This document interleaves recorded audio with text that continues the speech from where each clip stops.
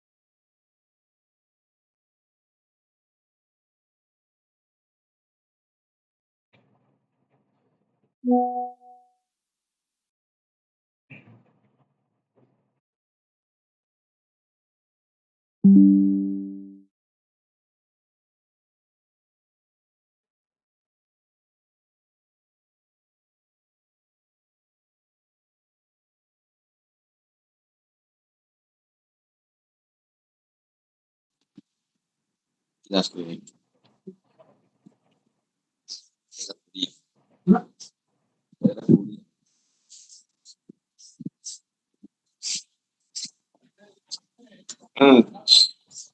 আসসালামু আলাইকুম। আশা করি সবাই ভালো আছেন। আমার কথা এবং বোর্ড ক্লিয়ার দেখা এই 10টা 2 চলে আসবে আপনারা একটু আমাকে রাত 11 রাত কি কোন রাত্রি খেলা আছে বোর্ড এবং এই যে ধরনের ক্লাস করে সাদা আহমেদ আপনি একটু মিউট করবেন। সুপ্রিয় শিক্ষার্থী, আমার বোর্ড এবং আমার কথা কি ক্লিয়ার শোনা যাচ্ছে কিনা একটু আমাকে জানান।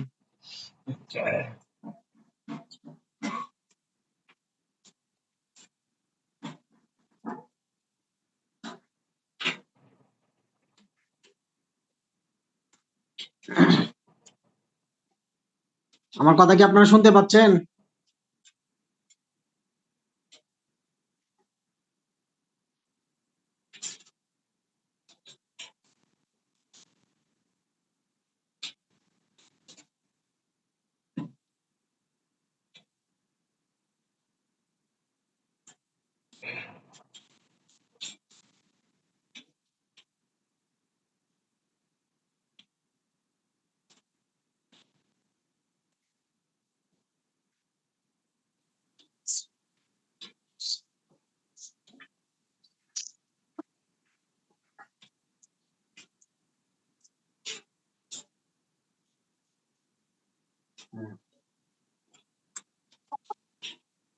সুপ্রিয় শিক্ষার্থী, আশা করি আপনারা সবাই ভালো আছেন।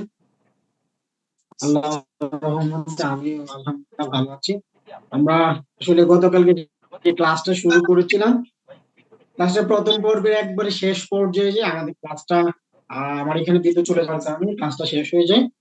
তো আমরা আজকে আবার শুরু করতে যাচ্ছি আজকে সেই দ্বিতীয় পর্বের ক্লাসটা।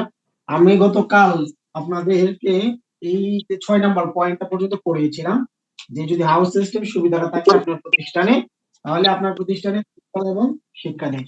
মানে হাউস সিস্টেম থেকে শৃঙ্খলা এবং শিক্ষা দেয় কেমন? এই হাউস সিস্টেমের আলোচনাটা আমি একটু পূর্ব থেকে রিপিট করছি। হাউস সিস্টেম মানে আপনার প্রতিষ্ঠানের অনেক যার প্রতিষ্ঠানে অনেক বেশি স্টুডেন্ট 1000 বা 800 700 এদিকে আপনার বিভিন্ন ভাবে সুযোগ দেওয়ার জন্য খেলাধুলা, বিভিন্ন প্রতিযোগিতা, সাংস্কৃতিক কালচারাল প্রোগ্রামে সুযোগ দেওয়ার জন্য বিভিন্ন গ্রুপে ভাগ করে দেওয়াটাকে হাউস সিস্টেম বলে। আমরা হাউস সিস্টেম কি করে ভাগ করতে হবে এই আলোচনাটাও করব। আমরা দ্বিতীয় যে 7 নম্বর যে পয়েন্টটা, এটা হচ্ছে সময়ের প্রতি মূল্যবোধ সৃষ্টি হয়। আপনার একজন স্টুডেন্ট যদি হাউস সিস্টেমে থাকে, ওখানকার যদি কোনো নিয়ম থাকে যে সময় মতো না আসলে তুমি এই ইভেন্টে অংশগ্রহণ করতে পারবে না, তাহলে এই স্টুডেন্ট অবশ্যই আগে ভাগে আসবে। এর জন্য তার সময়ের প্রতি অনেকটা মূল্যবোধ জাগ্রত। এরপরে হচ্ছে হাউস সিস্টেমের মাধ্যমে অধিক শিক্ষার্থী প্রতিযোগিতায় সুযোগ পায়। মনে করুন আপনার প্রতিষ্ঠানে 1000+ স্টুডেন্ট আছে, কিন্তু আপনি কি করছেন, হাউসে ভাগ করে দিলেন যে প্রতি হাউসে 100 জন বা 50 জন করে স্টুডেন্ট। এই 50 জনকে আপনি বিভিন্নভাবে সুযোগ দিতে পারবেন। আপনি চাইলে কালচারাল প্রোগ্রামও করাতে পারবেন, আবার এই স্টুডেন্ট দিয়ে চাইলে আপনি কি করতে পারেন, স্পোর্টস প্রোগ্রামও করাতে পারবেন। এই জন্য স্টুডেন্টরা একাধিক প্রোগ্রাম বা একাধিক প্রোগ্রামে সম্পৃক্ত থাকার মতো সুযোগ পায়।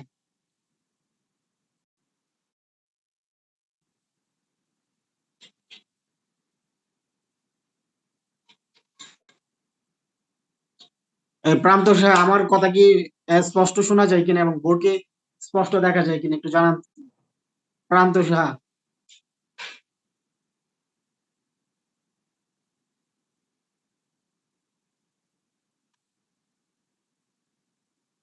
হ্যাঁ, হ্যাঁ স্যার, দেখা যাচ্ছে। রিমন, আমার কথা কি স্পষ্ট শোনা যায়? হ্যাঁ, শোনা যাচ্ছে স্যার। আচ্ছা আচ্ছা, থ্যাংক ইউ। আচ্ছা, থ্যাংক ইউ। আচ্ছা আচ্ছা। তো আমরা হাউস সিস্টেমের আলোচনা ছিলাম আর কি গতকাল ওটার মাঝ দিকে আমার শেষ দিকে একবারে আমার কিন্তু বিদ্যুৎ চলে যায়, তো এই জন্য আবার আজকে এখান থেকে শুরু করতেছি। তো আমরা বলছি যে হাউস সিস্টেমের মাধ্যমে অধিক শিক্ষার্থীকে প্রতিযোগিতায় সুযোগ পায়। তো এটা তো আমরা বললাম একে অপরের প্রতি সহানুভূতি। দেখেন, এক একজন স্টুডেন্ট, কেউ মেধাবী, কেউ দুর্বল, কেউ সবল, বা কেউ মেধাবী, কেউ একটু মেধা কম। এই ক্ষেত্রে আমাদের প্রতিষ্ঠানে বিভিন্ন ধরনের বৈষম্য তৈরি হয়। কিন্তু মেধাবী এবং সবল, মানে দুর্বল এবং সবল উভয়ের সমন্বয়ে যদি আমাদের হাউসটা হয়, তাহলে একে অপরের প্রতি সহানুভূতিটা থাকবে। এরপরে শিক্ষার্থী ও শিক্ষকের মধ্যে সুসম্পর্ক গড়ে উঠবে, কারণ প্রত্যেকটা হাউজের একজন করে দায়িত্বে থাকবেন।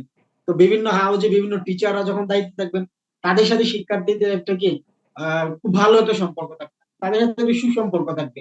এতে করে শিক্ষা এবং এই প্রতিষ্ঠানের মান উন্নয়নের ক্ষেত্রে গুরুত্বপূর্ণ ভূমিকা পালন করে। এটা ছিল হাউস সিস্টেমের প্রয়োজনীয়তা, কেন আমাদের এই হাউস সিস্টেম তৈরি করতে হয়। এই কারণে আমাদের হাউস সিস্টেমটা আমরা করে থাকি বিভিন্ন প্রতিষ্ঠানে, বা আমরা এটা করবো ভবিষ্যতে। তো আজকে আমরা এটা আলোচনা করলাম। আমরা আজকে নতুন যে আলোচনা করবো সেটা হচ্ছে হাউস সিস্টেমের সুবিধা। আমরা জানলাম হাউস সিস্টেমের প্রয়োজনীয়তা, জানলাম গত ক্লাসে। আজকে আমরা জানবো হাউস সিস্টেমের সুবিধা। হাউস সিস্টেমের সুবিধা আজকের আমাদের আলোচ্য বিষয় হচ্ছে হাউস সিস্টেমের সুবিধা। আমরা হাউস সিস্টেমের সুবিধা এটা সম্পর্কে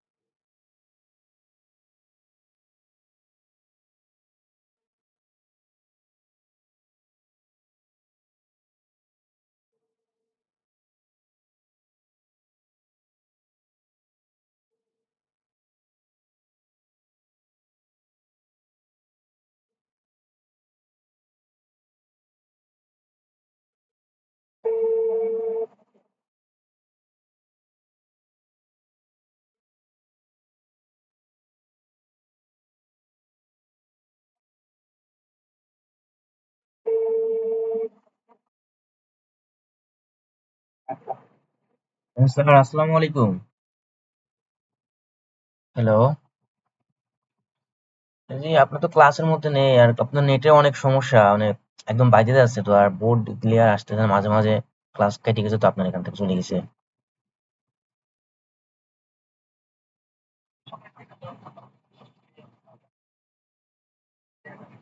ও, আচ্ছা, ক্লাস তো আপনার নেটের সমস্যার জন্য কেটে গেছে, জয়েন হয় না আবার। আচ্ছা আচ্ছা, আবার জয়েন হয় না, আবার জয়েন হয় না। আপনার ওয়াইফাই চলে, কিন্তু ওয়াইফাই তে এত সমস্যা, অনেক সমস্যা তো আপনার মাঝে মাঝে আপনার কথা এবং বোর্ড দুটাই মানে ইয়ে হয়ে যায়, একদম ঝাপসা হয়ে যায়, কথা বাইরে যায়। আচ্ছা আচ্ছা, আবার জয়েন হয়।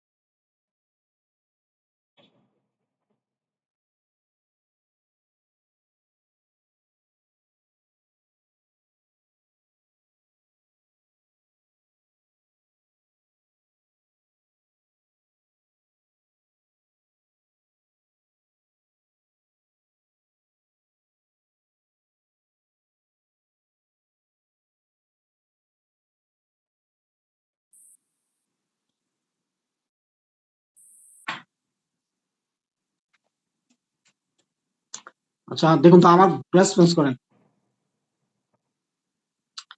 আমার বোর্ডটা কি ক্লিয়ার যাচ্ছে এবং আমার কথা কি ক্লিয়ার শোনা যাচ্ছে কিনা?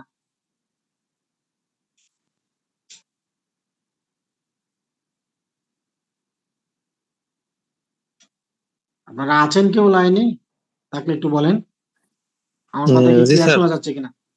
জি স্যার, জি স্যার, শোনা যাচ্ছে, দেখা যাচ্ছে মোটামুটি, আলহামদুলিল্লাহ। আচ্ছা আচ্ছা, রেসপন্স করেন, আপনারা তো একবার হারায় যান।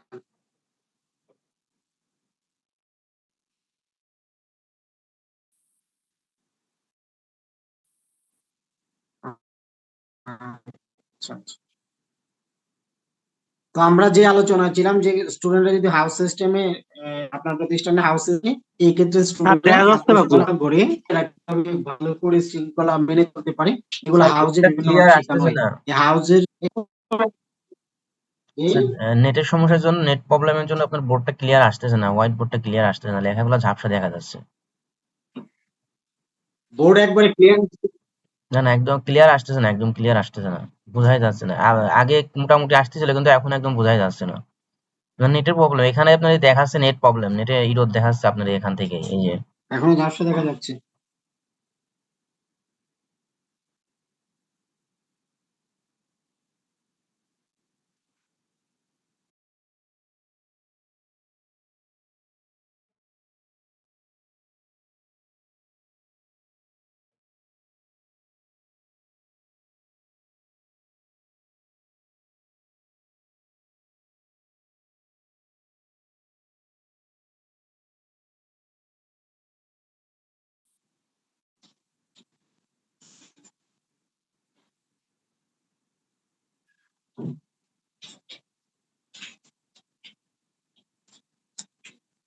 আমার এখানে নেট প্রবলেম। এটা তো আসলে আজকে তো বৃষ্টি হয়েছে, তো অনেক প্রচুর বৃষ্টি হয়েছে। তার জন্য নেটের প্রবলেম থাকতে পারে। একেবারে কি বোর্ড ক্লিয়ার না, না ঝাপসা?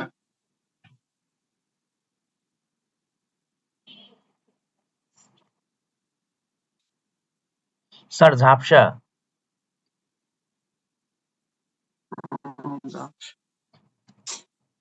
জটিল বিষয়টা। স্যার নেটের সমস্যা, স্যার নেটের সমস্যা, আপনার আমি তো যে আবার আপনার জয়েন ইগুলো করলাম। রেড হয়ে আছে, নেটের সমস্যা। বুঝছি, বেজে বেজে আসতেছে আর কি। হুম।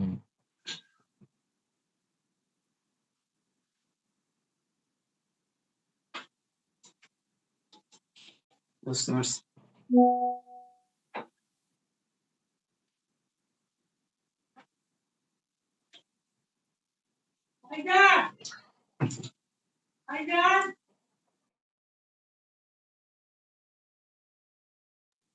ক্লাস কি কন্টিনিউ করব না স্টপ করে দিব?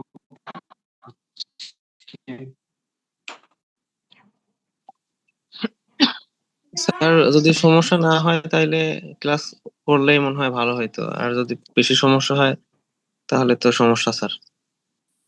স্যার আমার মনে হয় ক্লাস কন্টিনিউ করাই ভালো, এটা একটু আস্তে আস্তে বললে আমরা বোর্ডে মানে লেখাগুলো আপনারা খাতায় কি লিখে আমার দিই। কথা বোর্ডে লেখা তো বোঝা যাচ্ছে না।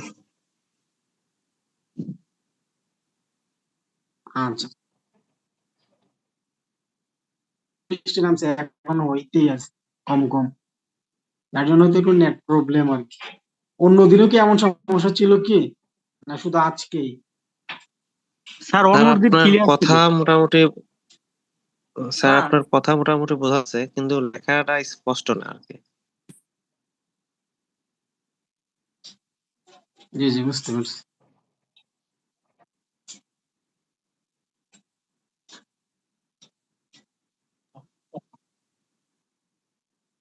এই সিস্টেমের ক্লাসটা একটু ডিস্টার্ব করলো,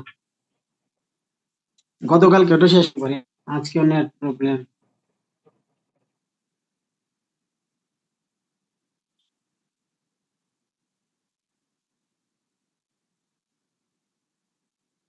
তাহলে আজকে শুরু করি, দেখি আর একটু আগাই সামনে, দেখি কেমন অবস্থা বুঝি। তো এরপরে যে পয়েন্টটা নিয়ে আমরা আলোচনা করবো সেই পয়েন্ট হচ্ছে পাউচ সিস্টেম দলগত কাজে সহায়তা করে। পাউচ সিস্টেম দলগত কাজে কেমন সহায়তা করে সেই বিষয়টা হচ্ছে, পাউচ মানে একটা দল বা একটা গ্রুপ, এদেরকে বিভিন্ন ধরনের গ্রুপে কোনো ধরনের কাজ দিলে এই কাজগুলা তারা কি করে, ইজিলি দলীয় ভাবে করে। এই জন্য হাউস সিস্টেম হচ্ছে কি দলগত কাজে সহায়তা করে।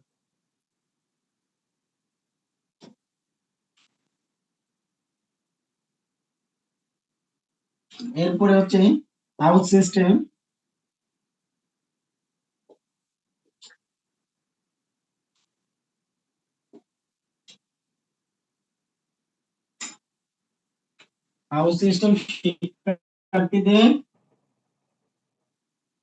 শিক্ষার্থীদের সচেতন করে দেবে, সচেতন করে তোলে। এই হচ্ছে হাউস সিস্টেমের সুবিধাগুলো। আরো আছে, আমরা আশা করি 4-5টা লিখলেই দেখছে না, এর বাইরে এত বেশি লেখার প্রয়োজনও নাই। এই কয়েকটা লিখলেই আশা করি পরীক্ষাতে ভালো মার্কস পাবেন, যদি কোথাও রিটেন পরীক্ষা ফেস করেন আর। তো আমরা আজকে জানবো হাউস সিস্টেম পদ্ধতিটা কি আসলে, এটা সম্পর্কে আজকে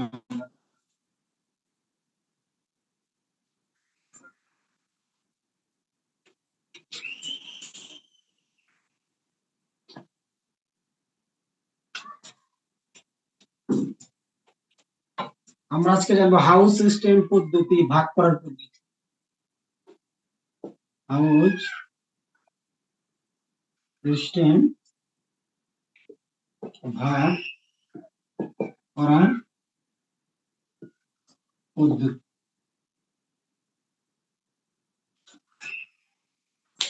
হাউস সিস্টেম ভাগ করার পদ্ধতিটা আজকে আমরা জানবো। হাউস সিস্টেম ভাগ করার পদ্ধতিটা বলতে আসলে আমরা কি বুঝি? হাউস সিস্টেম, আপনারা যারা গতকালের ক্লাসে ছিলেন না, আজকে এসে জয়েন হয়েছেন, তাদের সুবিধার্থে আবারও আমরা বলতেছি আজকে যে হাউস সিস্টেমটা কি মূলত। হ্যাঁ, আমরা জানি যে পৃথিবীর উন্নত যে দেশগুলো আছে, পৃথিবীর উন্নত দেশগুলোতে সাধারণত স্কুলের একাধিক আপনার মাঠ, জিমনেশিয়াম, এরপরে এই ইনডোর কোর্ট, এগুলো একাধিক থাকে।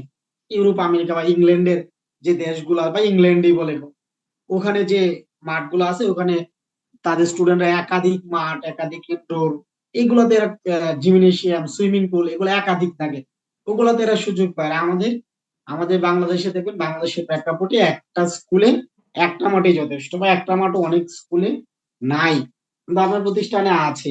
কিন্তু আপনি চাইতেছেন যে আপনার প্রতিষ্ঠানের প্রত্যেকটা স্টুডেন্টকেই, মানে প্রত্যেকটা স্টুডেন্টকেই আপনি চাইতেছেন বিভিন্ন প্রোগ্রামে অংশগ্রহণ করানোর জন্য। যেমন একজন স্টুডেন্ট স্পোর্টস ভালো, সে স্পোর্টসে অংশগ্রহণ করে, কিন্তু আরেকজন স্টুডেন্ট সে কি কবিতা আবৃত্তি ভালো পারে, আরেকজন নৃত্য ভালো পারে। কিন্তু আপনি চান প্রত্যেককেই কোনো না কোনো প্রপার ওয়েতে কাজে লাগানোর জন্য। আর প্রত্যেককেই যদি আপনি কোনো না কোনো প্রপার ওয়েতে কাজে লাগাতে চান, তাহলে আপনার প্রতিষ্ঠানের স্টুডেন্টদেরকে হাউস সিস্টেমে ভাগ করবেন।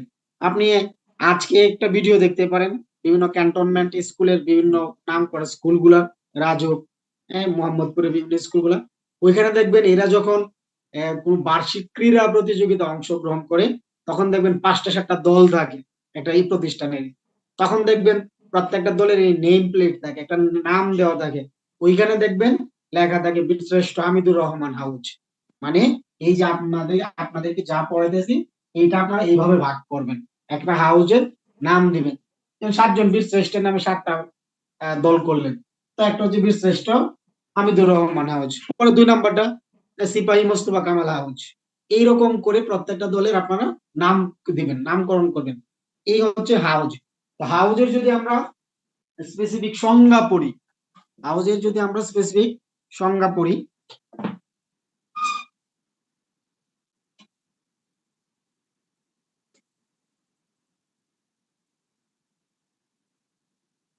হাউজে যদি আমরা সংজ্ঞাটা পড়ি, তাহলে এরকম যে সকল শিক্ষার্থী যাতে খেলাধুলা ও বিনোদন কাজে অংশ নিতে পারে, সেই জন্য ছাত্রছাত্রীদের বয়স, সংখ্যা, উচ্চতা অনুসারে বিভিন্ন দলে ভাগ করাকে হাউস পদ্ধতি বলে।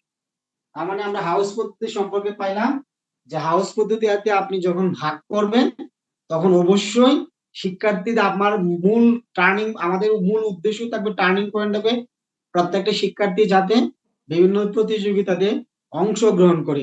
এই জন্য আমাদের 2-3টা দিক একটু মনে রাখতে হবে। একটা হচ্ছে বয়স এবং উচ্চতা, বয়স, উচ্চতা এবং সংখ্যা, এই 3টা দিক খেয়াল রেখে আমরা কি করব, হাউস গুলা ভাগ করব, বয়স, উচ্চতা এবং সংখ্যা। তার মানে হাউস সিস্টেম বলতে বোঝায় একটা প্রতিষ্ঠানের প্রত্যেক স্টুডেন্ট যাতে বিভিন্ন প্রতিযোগিতাতে অংশগ্রহণ করতে পারে, এই জন্য সহজ করে অংশগ্রহণ করানোর জন্য যে পদ্ধতি অনুসরণ করা হয় তাকে হাউস পদ্ধতি বলা হয়, তাকে হাউস সিস্টেম পদ্ধতি বলা হয়। এক্ষেত্রে আমরা বয়স, সংখ্যা, বয়স এবং উচ্চতা এদিকে আমরা খেয়াল রেখে হাউসে ভাগ করে দিই, কেমন? তো হাউস সিস্টেমের পদ্ধতি হচ্ছে 3 প্রকার। হাউস ভাগ করার প্রকার হচ্ছে 3টা। হাউস ভাগ করার প্রকার হচ্ছে 3টি। 3টা পদ্ধতিতে আপনি হাউস করতে পারেন। 1 নাম্বারটা হচ্ছে ডেকে নেওয়া, ডেকে নেওয়া বা বেছে নেওয়া পদ্ধতি, বেছে নেওয়া পদ্ধতি, ডেকে নেওয়া বা বেছে নেওয়া পদ্ধতি। 2 নাম্বার ক্রমিক অনুসারে, ক্রমিক অনুসারে। 3 নাম্বার হচ্ছে প্রাপ্ত শিক্ষক ধারা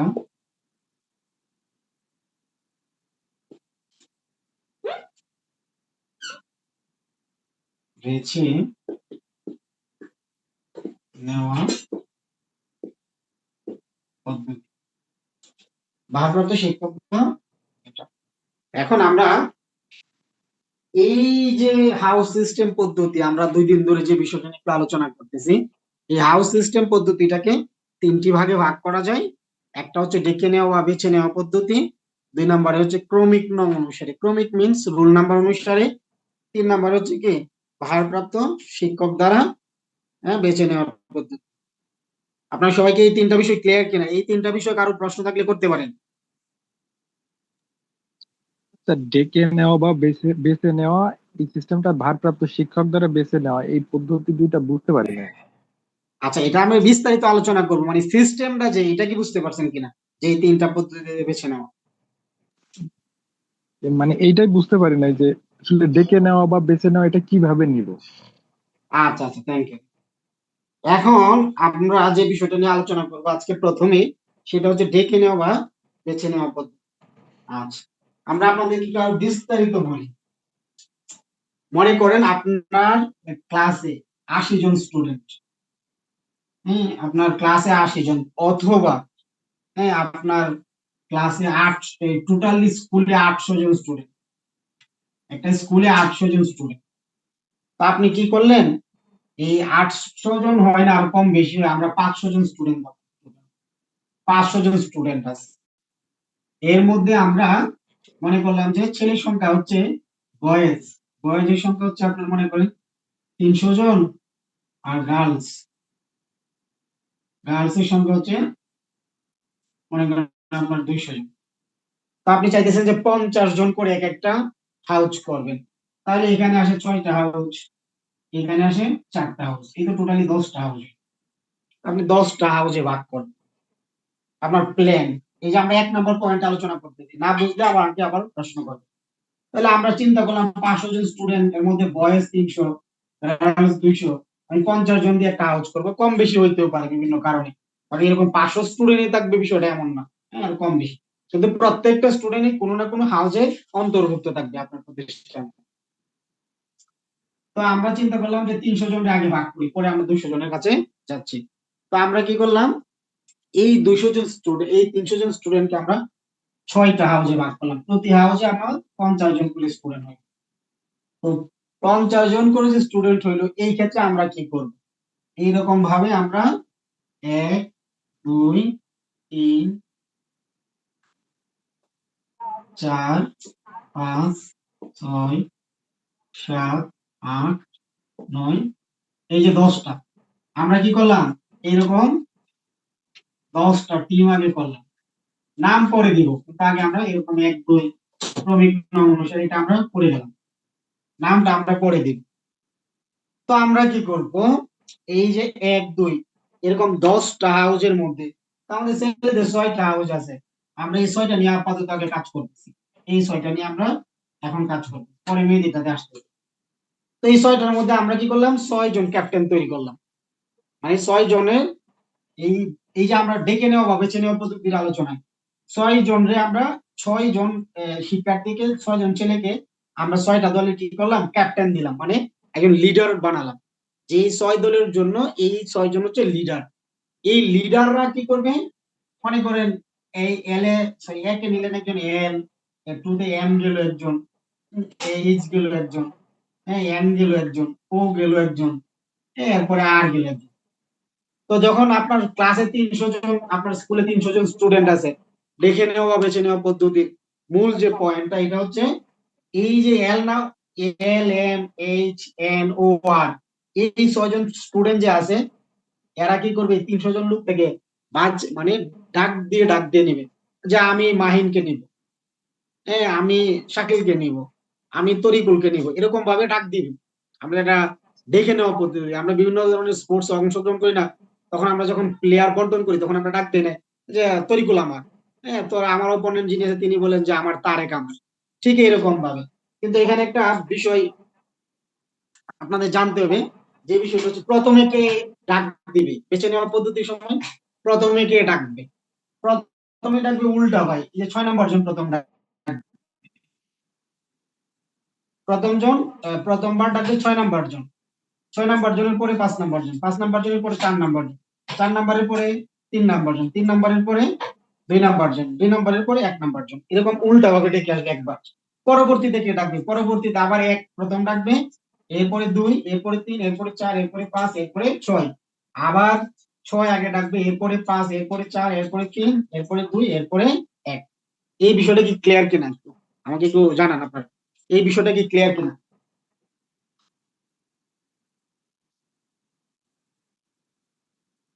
সৌরভ হুসাইন, প্রান্ত সাহা, আরো আপনারা কারা কারা আছেন দেখেন তো স্যার বিষয়টা। টিমের ক্যাপ্টেনরা কি সাধারণ প্লেয়ারদের এইভাবে ডেকে নিবে? সাধারণ প্লেয়ার না, এখানে আপনার প্রতিষ্ঠানের যে স্টুডেন্ট রে তো আপনি বলবেন যে তুমি 1 নাম্বার দলের লিডার, এরকম দেখবেন হাত বলবেন যে কারা এখানকার লিডার হইতে চায়, এই সময় দেখবেন অনেকেই হাত উঠাইবে। তো ওদের মধ্য থেকে বেছে আপনি 6 জনকে রাখবেন, এরা পরে আপনার কি করবে, বাকিদেরকে ডেকে নিবে, কিন্তু ভাগটা আপনি করে দিবেন। বুঝতে পারছি স্যার। ক্লিয়ার কিনা বিষয়টা? জি স্যার। আমরা কিন্তু স্যার 10টা ভাগ করলাম, 6টা টিম নিয়ে ভাগ করলাম। জি স্যার স্যার স্যার একবার পুনরায় একটু বুঝাইলে ভালো হতো। পুনরায় জি, স্যার। আচ্ছা আচ্ছা, থ্যাংক ইউ। আমি আবারও আপনাদের সুবিধার্থে, আপনারা না বুঝলে আমাকে প্রশ্ন করবেন, আপনারা তো একবার হারায় যাবেন না, ক্লাসে থাকবেন। আমি আজকে প্রথম পয়েন্টে আলোচনা করেছি ডেকে নেওয়া বেছে নেওয়া পদ্ধতি। তো ডেকে নেওয়া বা বেছে নেওয়া পদ্ধতি, আমরা যখন গ্রাম পর্যায়ে কোনো টুর্নামেন্ট বা কোনো ম্যাচ অনুষ্ঠিত হয়, বেছে দেখবেন আমি মনে করেন আপনারা 5 জনই আছেন, সরি আপনারা এখানে 10-12 জন গেছেন একটা বিকেল বেলা একটা প্রীতি ম্যাচ বা ফ্রেন্ডলি ম্যাচ খেলার জন্য। তো এখানে তো আর আপনারা টিম নিয়ে যান নাই, আপনারা নিজেরাই। তো আপনি বললেন যে তরিকুল আমার পক্ষে, 2 জন ক্যাপ্টেন থাকে না, 2জনই তো ভাগ করে, আরেকজন বলো তারেক আমার পক্ষে। এই যে আমরা যে একজন আরেকজনকে ডেকে নিতেছি, এটাই সাধারণত হচ্ছে ডেকে নেওয়া বা বেছে নেওয়া পদ্ধতি। এই পর্যন্ত কি ক্লিয়ার আপনারা? এই পর্যন্ত জি স্যার, জি স্যার, বুঝতে পারছি। এরপরে আমরা Yes, sir, বলতেছি clear. যে এটা আপনি ক্লাসে কি করে ভাগ করবেন, কারো প্রশ্ন নাকি?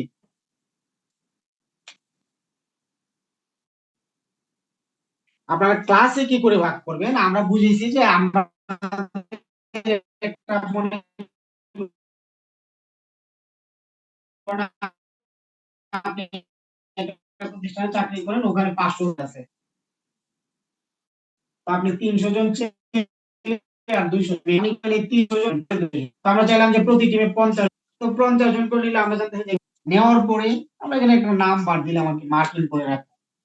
তো এখানে কে আগে ডাক দিবে, হ্যাঁ এটা একটা গুরুত্বপূর্ণ। এখানে এই জন্য কি আপনি টস কয়েন করতে পারবেন, টস তো 2 জন থাকলে করতে পারতেন টস কয়েন, কিন্তু আপনি তো এখানে টস করতে পারবেন। এখানে তো আমাদের 6 জন প্রার্থী, এই 6 জন যে ক্যাপ্টেন থাকবে, হ্যাঁ এদের জন্য আপনারা ক্লাসে বা হাউজে বা 300 জন স্টুডেন্টের সামনে বলতে পারেন এই কে কে লিডার হতে চাও হাউজে, তখন অনেক একাধিক প্রার্থী থাকবে। তখন আপনি ওখান থেকে 6 জন নিলেন আগে, নিয়ে এদেরকে রাখলেন, রাখার পরে এরকম একটা মার্কিং করেন 1 2 3 4 5 6।